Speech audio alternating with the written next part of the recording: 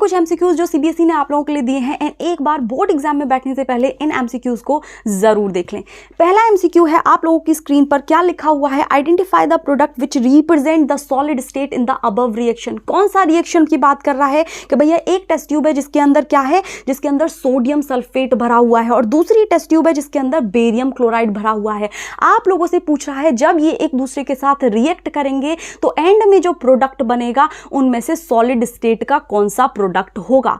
तो जब ये दोनों एक दूसरे के साथ रिएक्ट करेंगे तो बेटा वहां पर डबल डिस्प्लेसमेंट रिएक्शन होगा, और डबल डिस्प्लेसमेंट रिएक्शन का एंड प्रोडक्ट बनेगा sodium chloride plus barium sulphate. Good. अब देखो ध्यान से समझ लो कि जो सोडियम क्लोराइड होगा वो एक्वस होगा और बेरियम सल्फेट जो होगा वो सॉलिड होगा।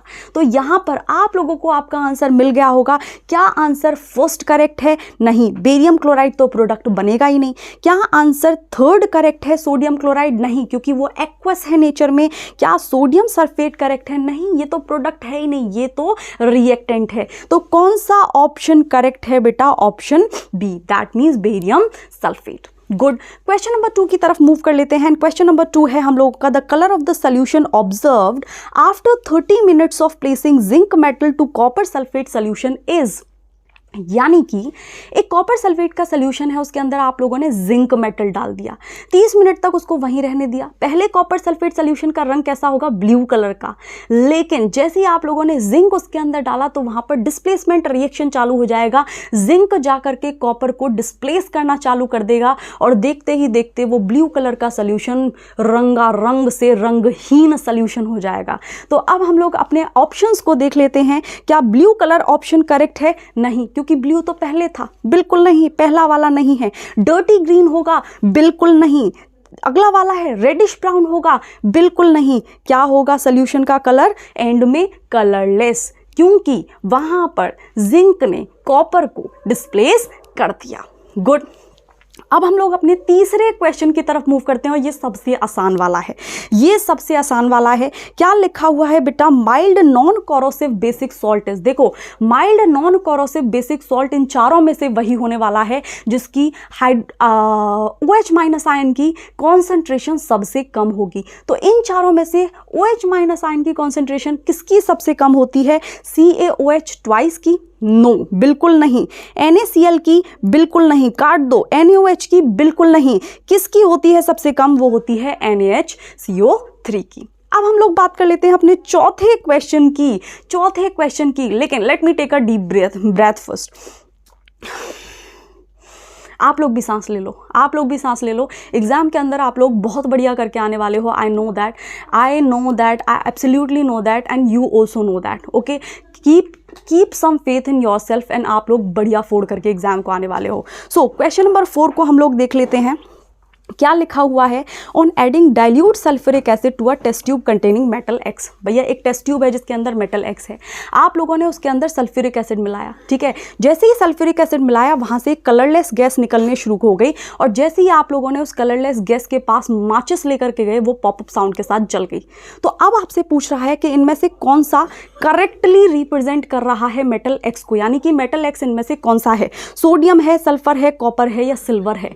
तो बेटा क्या ऑप्शन लगाएंगे आप लोग अगर यही क्वेश्चन आप लोगों के बोर्ड के पेपर में दिखाई दे गया?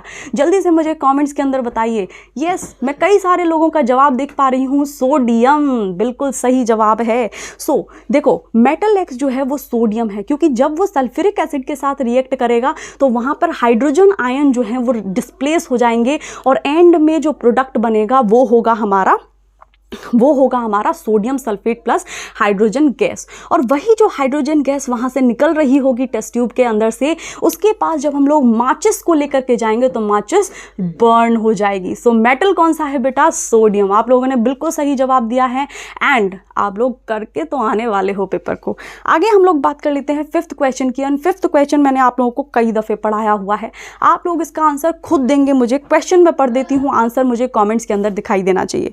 Which one of the following correctly represent sodium oxide? इनमें से चारों में से करेक्टली रिप्रेजेंटेशन कौन सा है सोडियम ऑक्साइड का? सो ये जो आंसर है आप लोग मुझे कमेंट बॉक्स के अंदर सारे लोग अपना आंसर लिख रहे होंगे। गुड। अब हम लोग चलते हैं अपने अगले क्वेश्चन की तरफ, दैट इज क्वेश्चन नंबर 6 बेटा। और क्या कह रहा है क्वेश्चन नंबर 6? एक एलिमेंट है जिसका एटॉमिक नंबर बताया नहीं है, आप लोगों से पूछ रहा है, डैश बोला है, will form a basic oxide. देखो दिमाग में भर करके चले जाओ, हो सकता है ये ना आए, हो सकता है दूसरा मोल्ड करके क्वेश्चन आ जाए, लेकिन ऐसा ज़रूर आएगा क्योंकि सीबीएसई ने सैम्पल पेपर में दिया है। तो याद करके चले जाओ, वो मेटल्स जिनकी आउटरमोस्ट शेल के ऊपर 1, 2 या 3 इलेक्ट्रॉन्स होते हैं वो हमेशा बेसिक ऑक्साइड बनाते, 1, 2 या 3।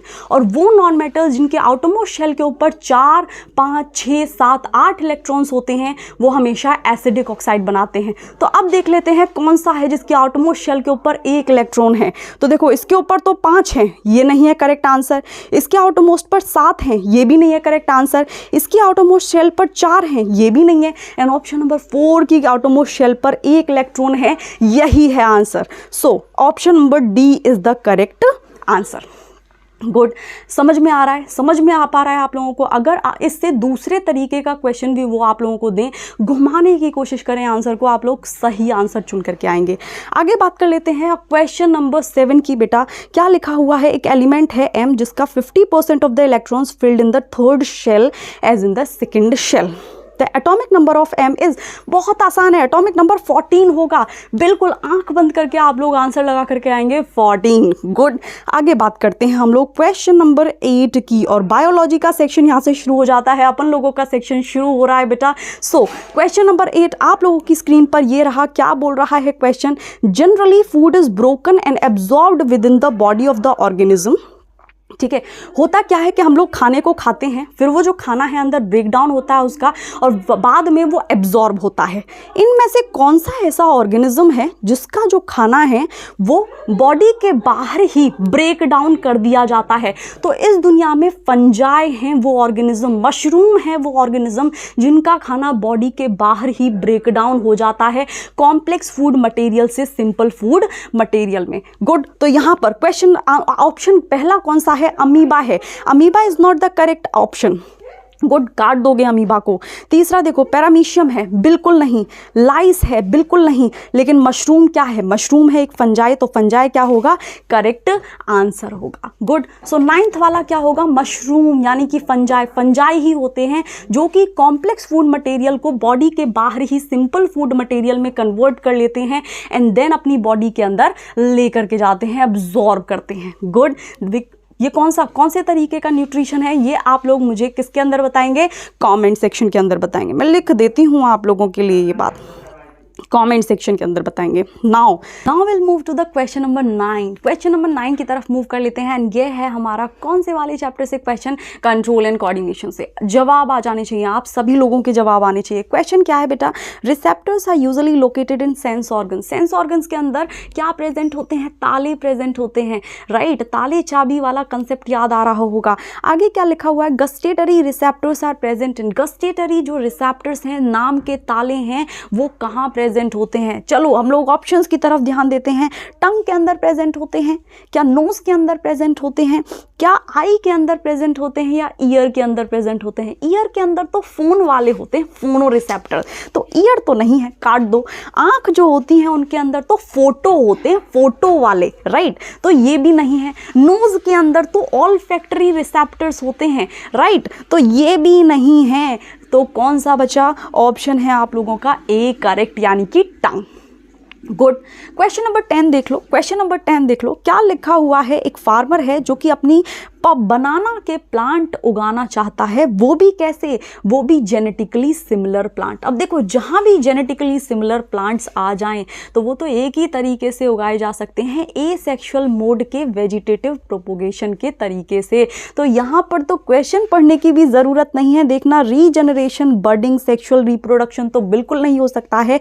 करेक्ट आंसर क्या होगा? Vegetative reproduction. दिमाग में भर लो अभी, जहाँ पर भी जेनेटिकली सिमिलर प्लांट्स की बात आ जाए वहां पर करेक्ट आंसर क्या होता है? Vegetative propagation. गुड, आगे मूव करते हैं, बात कर लेते हैं अपने 11वें क्वेश्चन की।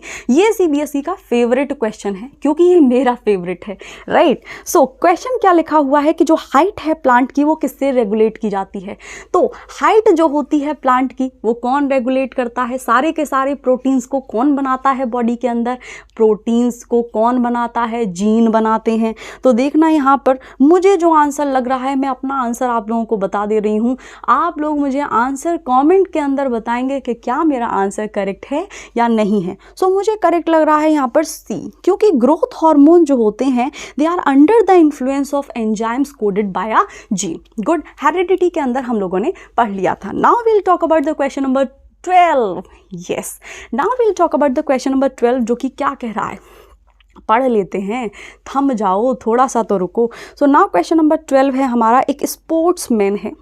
After a long break of his routine exercise, वो अपनी रूटीन एक्सरसाइज कर रहे थे, अब उन्होंने थोड़ा सा ब्रेक लिया तो उनको थोड़ा सा हैवी एक्सरसाइज के बाद मस्कुलर क्रैम्प्स होने लगे।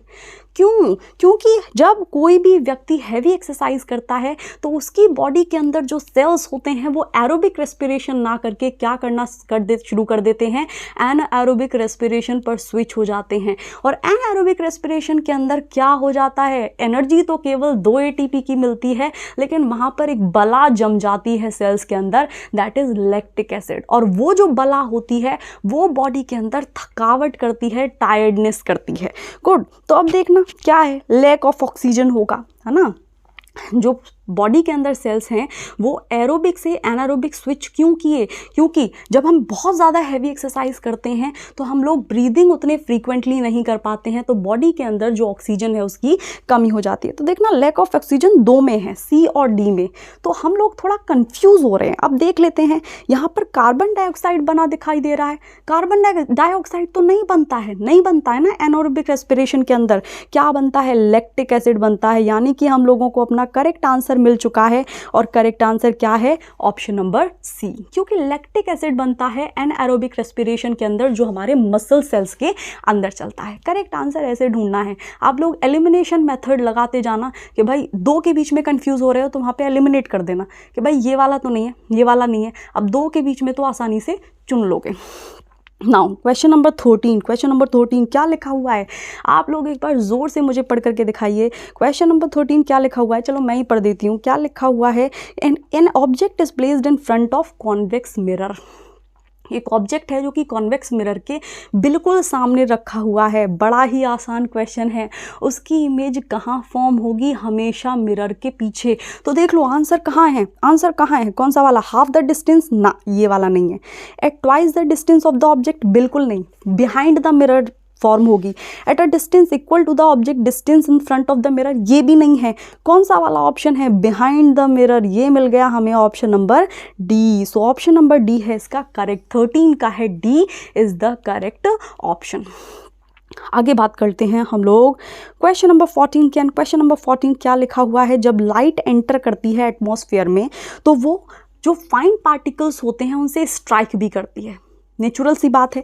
विच deflect the rays of light in all possible direction, ये क्यों होता है, ये इसलिए होता है क्योंकि वहाँ पर स्कैटरिंग ऑफ लाइट हो रही होती है। सो ऑप्शन सी, ये तो बहुत आसान था, जिन लोगों ने भी डेफिनेशन पढ़ी हुई है स्कैटरिंग ऑफ लाइट की वो आसानी से इस तरीके के क्वेश्चंस को तो फोड़ देंगे। इसमें कोई भी लॉजिक लगाने की ज़रूरत नहीं थी, जैसे इससे पहले वाले क्वेश्चन के अंदर लॉजिक लगाने की ज़रूरत थी कि भैया लैक ऑफ ऑक्सीजन तो 2 जगह आ रहा है, राइट। लेकिन यहाँ पर कोई भी लॉजिक लगाने की ज़रूरत नहीं है। जिसको पता है कि भैया स्कैटरिंग ऑफ लाइट की डेफिनेशन क्या है, वो आसानी से इस तरीके के क्वेश्चंस को सॉल्व कर देगा। नाउ क्वेश्चन नंबर 15 है, इसको थोड़ा सा बड़ा कर लेते हैं because I am not able to read it properly. So okay, question number 15 क्या है, क्वेश्चन नंबर 15 है आप लोगों की स्क्रीन के ऊपर। क्या लिखा हुआ है, 1987 के अंदर एक एग्रीमेंट फॉर्मुलेट किया गया था, किसके द्वारा, यूनाइटेड नेशन एनवायरनमेंट प्रोग्राम के द्वारा, यानी कि UNEP के द्वारा, to freeze the production of X to prevent depletion of Y, to prevent depletion of Y. तो यहाँ पर आपसे पूछ रहा है कि जो एक्स है और वाई है वो कौन कौन से हैं। तो देखो डिप्लीशन किसका होता है, डिप्लीशन तो केवल एक चीज़ का हम लोगों ने पढ़ा है, ओजोन। तो वाई क्या है, ओजोन होगा, राइट।